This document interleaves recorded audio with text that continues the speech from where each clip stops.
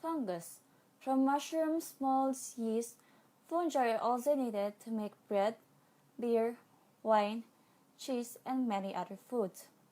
But they can also cause infections like athlete's foot, yeast infections, thrush, and toenail fungus.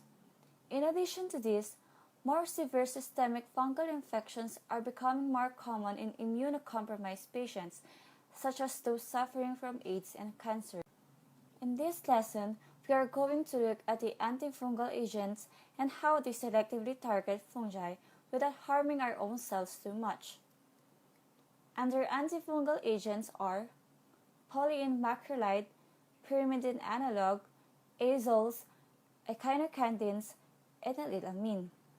These antifungal drugs fall into three categories: systemic drugs, oral drugs, and topical drugs.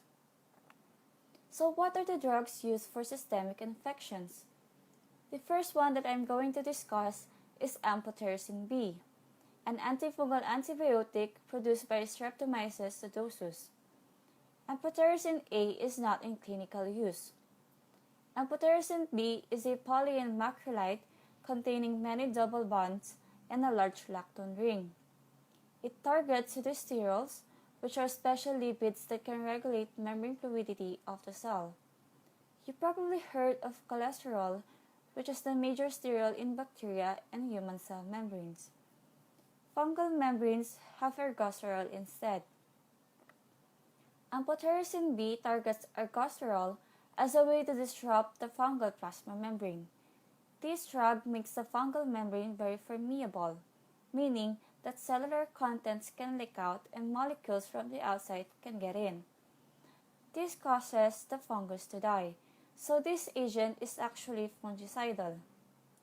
Amphotericin B is harmless when used just in the mouth, but when given systematically as an IV, this drug is very toxic, especially to the kidneys and liver. This drug is given as an IV only on extreme cases, for example, systemic fungal infections. Next group of antifungal drugs is the azoles. These drugs inhibit the synthesis of ergosterol, which means they block the synthesis of the fungal plasma membrane. A couple of these drugs, like ketoconazole, can be used systemically and is often used as an alternative to the more toxic amphotericin B. Like ketoconazole, itraconazole penetrates poorly into the cerebrospinal fluid. It is used extensively in the treatment of dermatophytosis and onychomycosis. Unlike ketoconazole and itraconazole, itraconazole is even more less toxic and even more water-soluble. That means it is easier and more effective for systemic fungal infection. Another related drug, voriconazole, is used for invasive aspergillosis and some environmental molds. Finally, posaconazole, which has the broadest spectrum of the azole family, is used against the agents of mucormycosis. Another option for selectively killing fungi is to target their cell wall, which is the action of the echinocandins. These are the newest class of antifungal agents to be developed. They prevent fungi from making beta-glucan, an important component of their cell wall. When a fungus is treated with an echinocandin, it makes an incomplete weak cell wall which causes the fungus to lyse or burst. Flucytosine is another most commonly used antifungal drug.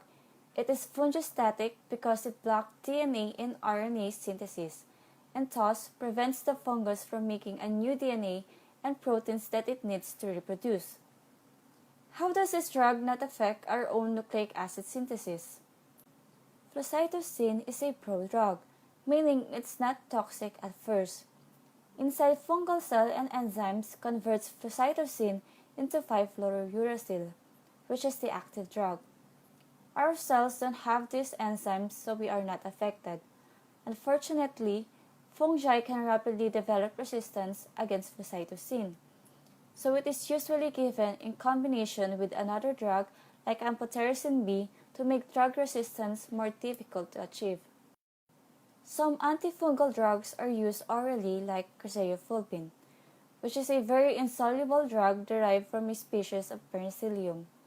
Griseofulvin is mainly used for fungal skin infections like toenail fungus and athlete's foot because it binds with the areas of the body that contains keratin, like our skin and nail. Terbinafine is a synthetic allylamine that is available in an oral formulation. Unlike griseofulvin, terbinafine is a fungicidal. Like the azole drugs, it interferes with ergosterol biosynthesis, but rather than interacting with the P450 system, terbinafine inhibits the fungal enzyme iscoline epoxidase. This leads to the accumulation of the sterile iscoline, which is toxic to the organism. For the topical antifungal therapy, nystatin, which is a polymacrolide much like amphotericin B, is too toxic for parenteral administration and is only used topically. It is commonly used for suppression of local candidal infections. For the group of azoles, the two most commonly used topically are clotrimazole and miconazole. Topical azoles are commonly used for infections like Tinea corporis, Tinea pedis, and Tinea cruris. Topical allylamines such as terbinafine and naftifine are also available as topical. Both are also effective for the treatment of Tinea cruris and Tinea corporis.